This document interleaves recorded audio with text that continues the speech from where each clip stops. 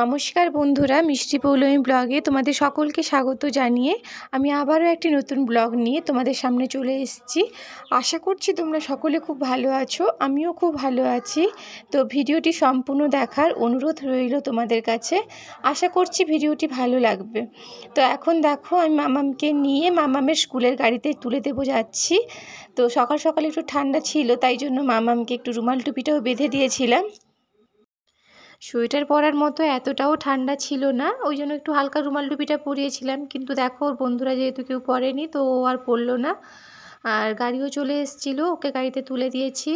তারপরে এসে আমি একটু চা খেয়ে তারপরে কাজে লেগে পড়েছিলাম।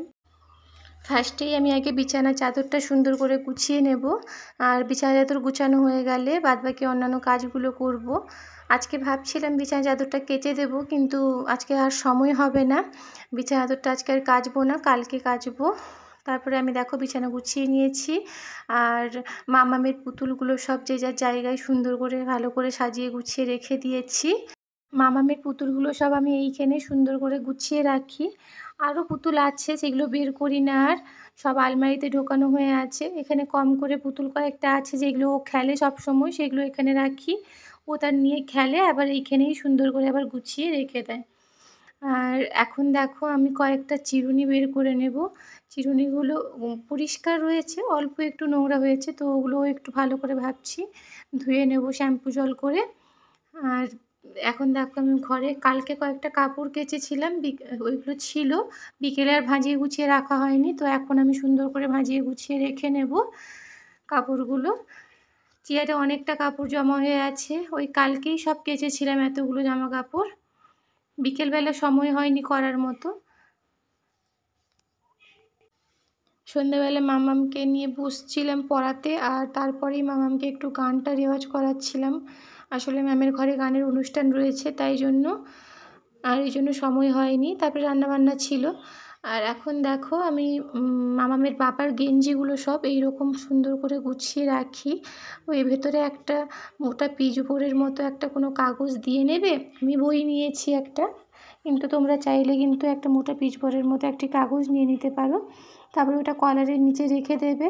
তারপরে দেখবে সুন্দর করে এরকম পাট করে নেবে, কি সুন্দরভাবে কিন্তু পাট হয়ে যাবে। এই যে সুন্দর করে ভাঁজ করে নিয়েছি। এবারে আমি ভেতরে যে বইটা দিয়েছিলাম, তো ওইটা বার করে নেব। আমি বই দিয়েছি, তোমরা চাইলে মোটা পিচবোর্ড পেপারগুলোও দিতে পারো। আর এদিকে দেখো, আমার সমস্ত কিছু সুন্দর করে গুছিয়ে নেওয়া কমপ্লিট হয়ে গেছে। এদিকে দেখো, ড্রেসিং টেবিলে আয়নার কাঁচটা আমি কলিন দিয়ে ভালো করে মুছে নিচ্ছি। আর আয়নার কাঁচ তো আমি প্রতিদিনই মুছে নিই, কারণ আয়নার কাঁচ না মুছলে ওইটার উপরে একটা হালকা হালকা স্পট পড়ে যায়। তাই জন্য আমি ওই স্পট পড়ার আগে প্রতিদিন মুছে নিই, হালকা করে একটু মুছে নিই কলিন দিয়ে। দিলে কাঁচটা সুন্দরভাবে পুরো পরিষ্কার থাকে একদম। আর এটা মুছে নেওয়ার পরে ড্রেসিং টেবিলের একটু সাইডগুলো আরও উপরেরগুলো একটু ভালো করে মুছে নিচ্ছি। ড্রেসিং টেবিলের প্লাইগুলো আমাদের একটু ভেঙে গেছে, তো অনেক দিনের পুরনো জিনিস এইগুলো। এটা আমার বিয়েতে আমার বাবার বাড়ি থেকে দিয়েছিল, তো আমার বিয়ে 8 বছর মতন হয়ে গেছে। আর এদিকে দেখো, আমি জানলা গ্রিলগুলো আরও সব ভালো করে মুছে নিচ্ছি। গ্রিলে একটু একটু ধুলো জমেছিল, বাইরের পাশের গ্রিল তো। আর এদিকে দরজা আরও সমস্তভাবে ভালোভাবে ক্লিন করে নিচ্ছি। এগুলো প্রতিদিন ক্লিন করে রাখলে এগুলো সুন্দর পরিষ্কার থাকে। এই যে পুরো ঘরটা দেখছো, এই ঘরটা অ্যাকচুয়ালি আমাদের এটা 10-11 বছরের পুরনো বাড়ি। কিন্তু বাইরে থেকে দেখলে বোঝাই যায় না যে বাড়িটা এত পুরনো। আসলে আমি প্রতিদিন চেষ্টা করি যে মানে সমস্ত কিছু মুছে সুন্দর করে পরিষ্কার করে রাখার। আর দেখো, ঘরের ভেতরের সমস্ত জানলা দরজা সমস্ত কিছু ক্লিন করে নিয়েছি। আর এদিকে আমি একটি তোমাদেরকে ছোট্ট টিপস দিতে চাই, যেটা আমি সবসময় রেগুলার ইউজ করি। তো এই দেখো, চায়ের পাতা আমরা সাধারণত ফেলেই দিই। চা তো প্রতিদিন সকালে সবার বাড়িতে প্রায় হয়ই বললে চলে। তো ওই চায়ের পাতাগুলো ফেলে দিও না তোমরা। ওইটাকে কিন্তু অবশ্যই তোমরা সিঙ্কটা মানে সিঙ্কে দেখবে চায়ের পাতা দিয়ে একটু জাস্ট একটু স্কচ ব্রাইট দিয়ে সেই চায়ের পাতা দিয়েই শুধু যদি হালকা করে ঘষে দেওয়া যায় না, তো দেখবে পুরো একদম কাচের মতো চকচক করবে। আর সিঙ্কের দুর্গন্ধও কিন্তু হবে না একদম। চায়ের পাতা দিয়ে কিন্তু যথেষ্ট ভালোভাবে ক্লিন করা করা যায়। তো চায়ের পাতা দিয়ে একবার তোমরা সিঙ্কটা ক্লিন করে দেখো, খুব সুন্দরভাবে ক্লিন হয়ে যায়। কোনো রকম সাবানের প্রয়োজন হবে না, ওই শুধু চায়ের পাতা দিয়ে আর স্কচ ব্রাইট দিয়ে কিন্তু ঘষে দিলেই পুরো সুন্দরভাবে সমস্ত স্পট উঠে গিয়ে পুরো একদম চকচক করবে। তোমরা কিন্তু এই টিপসটা একবার ফলো করে দেখো, আশা করছি ভালো লাগবে তোমাদের এই টিপসটি। আর এদিকে দেখো আমাদের সিঙ্ক কিন্তু সুন্দরভাবে চকচকে হয়ে গেছে। আর আমি চিরুনিগুলোকে প্রথমে একটু শ্যাম্পু জলে ডুবিয়ে রেখে দেবো, কারণ একটু ডুবানো থাকলে জলের মধ্যে, শ্যাম্পু জলের মধ্যে ক্লিন তাড়াতাড়ি হয়ে যায়। জাস্ট একটু হালকা করে একটু ঘষে দিলেই কিন্তু পুরো সুন্দরভাবে চকচক করবে। যতই নোংরা চিরুনি হোক না কেন, একটু শ্যাম্পু জলের মধ্যে কিছুক্ষণ ভিজিয়ে ডুবিয়ে রেখে দেবে আর কি, দেখবে কত সুন্দর পরিষ্কার হয়ে যাচ্ছে একটুক্ষণ ঘষে দিলেই। এ দেখো আমার ওই চিরুনি সব মানে পরিষ্কার হয়ে গেছে সুন্দরভাবে। এখন আমি এই চিরুনিগুলো সব ভালো করে ধুয়ে নেব, তারপরে ওগুলোকে রোদে দিয়ে শুকিয়ে গেলে আবার গুছিয়ে রেখে দেব। আর এদিকে দেখো আমি আগের ব্লগে বলেছিলাম যে আমি ইনো দিয়ে একটি বার্নার ক্লিন করে দেখিয়েছিলাম, আর আজকে আমি একটু ভিনিগার দিয়ে এই বার্নারটা ক্লিন করে দেখাবো। তো আমি এটা 1 ঘন্টা মতো ডুবিয়ে রেখেছিলাম ভিনিগারের মধ্যে।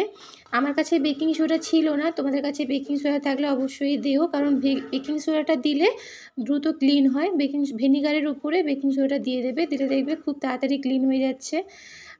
তোমরা 1-2 ঘন্টা মতো অবশ্যই ভিজিয়ে রেখো, তারপরে একটা স্কচ ব্রাইট দিয়ে হালকা হাতে ঘষে নিলেই দেখবে পুরো সুন্দরভাবে চকচক করবে।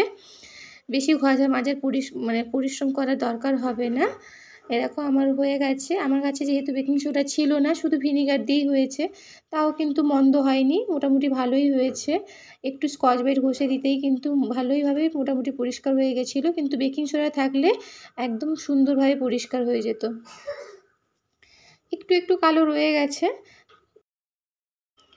আর এরকমভাবে কিন্তু তোমরা অবশ্যই তোমাদের গ্যাসের বার্নারগুলো মাঝে মাঝে পরিষ্কার করে নিও, দেখবে সুন্দরভাবে চকচকে হয়ে যাবে। আর মামামের জন্য এখন আমি রান্না বসিয়ে দিয়েছি প্রেশার কুকারে। মাংস এসেছিলো, তো ওইটা মামামের জন্য আলাদা করে রান্না করছি। মামাম তো ঝাল খায় না, তাই জন্য মামামেরটা কম করে হালকা মশলা দিয়ে, লঙ্কা দেইনি তাই কম করে ভালো করে পেঁয়াজ একটু আদা রসুন দিয়ে সব কিছু একসঙ্গে মাখিয়ে প্রেশার কুকারে একটু কষিয়ে নিচ্ছি, তারপরে একটু জল দিয়ে তারপরে ঢাকনা দিয়ে দেবো। তারপরে লো আছে সিটি দিয়ে নেবো, দিলে নরম হয়ে যাবে, দিলে মামামের খেতে সুবিধা হবে। আর আমাদেরটা আমি আলাদা করে রান্না করব। তো মামামের রান্না এখানে প্রায় কমপ্লিট হয়ে গেছে।